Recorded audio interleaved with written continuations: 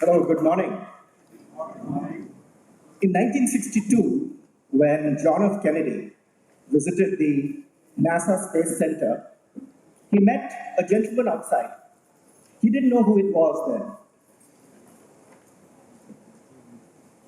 And for the newcomers and the millennials, that is not a malfunction of the projector, that is a black and white photograph.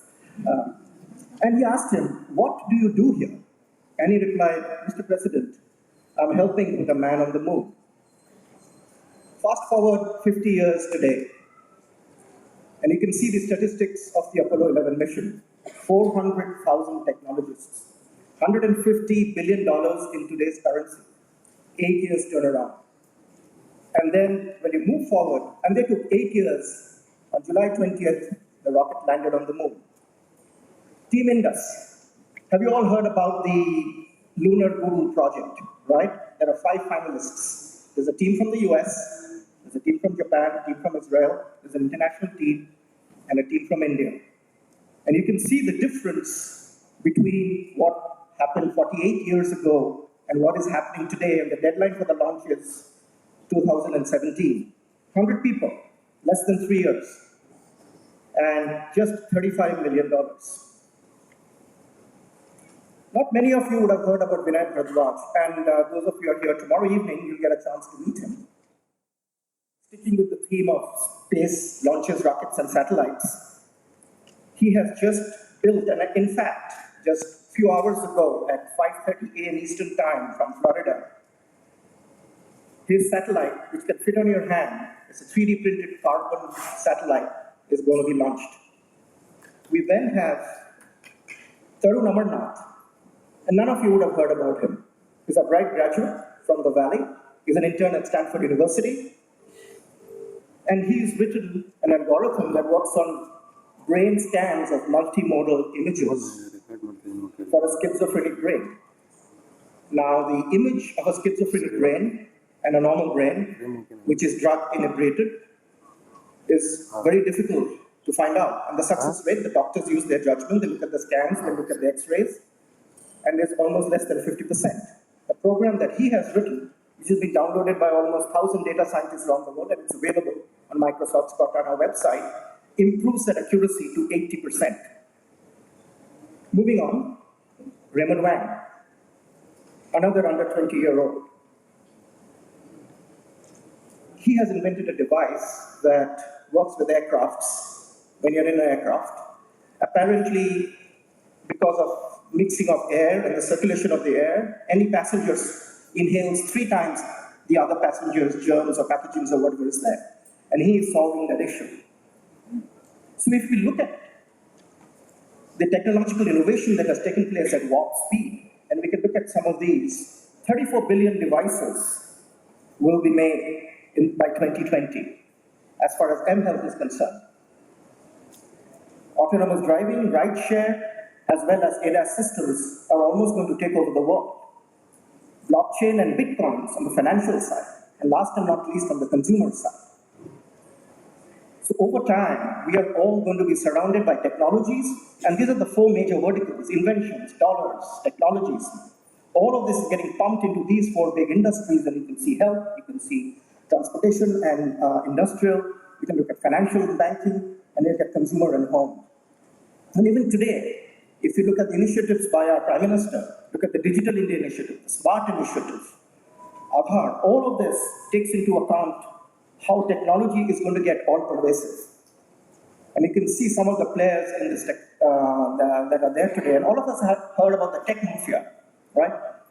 How many of us have heard about the new terminology is the FANG gang, right? Facebook, Amazon, Netflix, and Google. The cumulative rise in their stock price since their conception has been 1,200%. And if you add Microsoft and if you add Apple to them, then the GDP of United Kingdom is less than the market capitalization of these 6 companies. But unfortunately, all the good stuff is not without a few kinks in the road. and very aptly named WannaCry, caused devastation 6 months ago. And we can't afford to ignore such situations. And we have seen the same impact when the alleged Russian hacking of the US elections, even the poll predictions were incorrect. So on the one hand, we have these huge warp speed technological improvements that we saw about, and on the other hand, we have the chinks and bumps in the road, and absolutely we will get over them. But I want to come back, while we are here today, to this janitor that President Kennedy met. And he said, I'm helping put a man on the moon.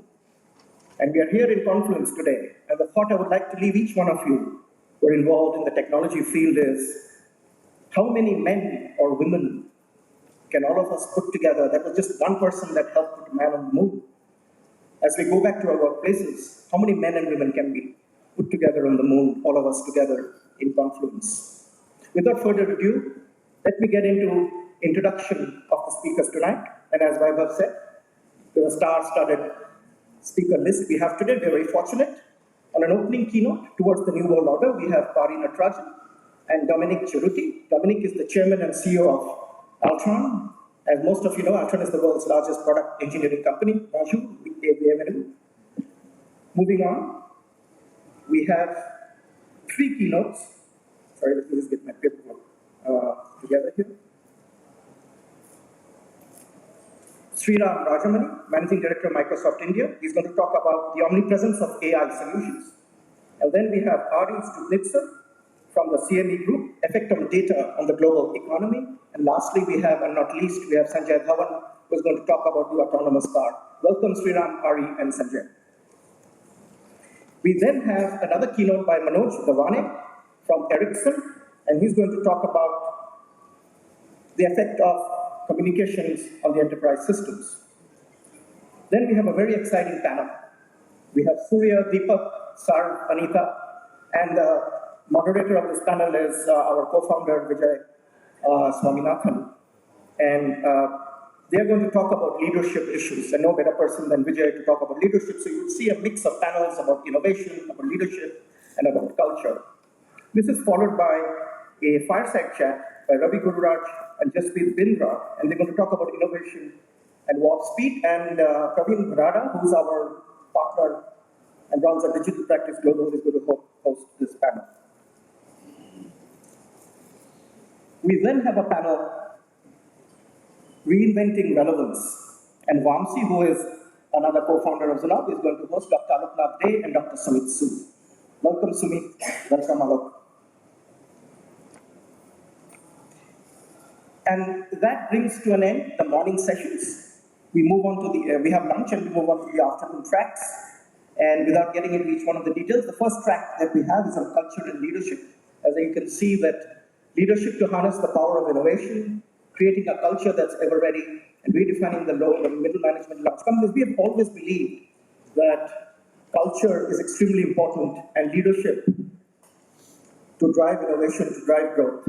And last but not least, we have a panel which talks about artificial intelligence, architecting the emotional AI solution, and building a center of excellence. And that concludes what we call day one.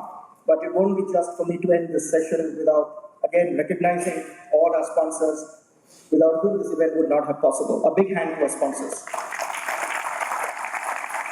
And with this, I invite my dear friend and colleague, Pari Natarajan.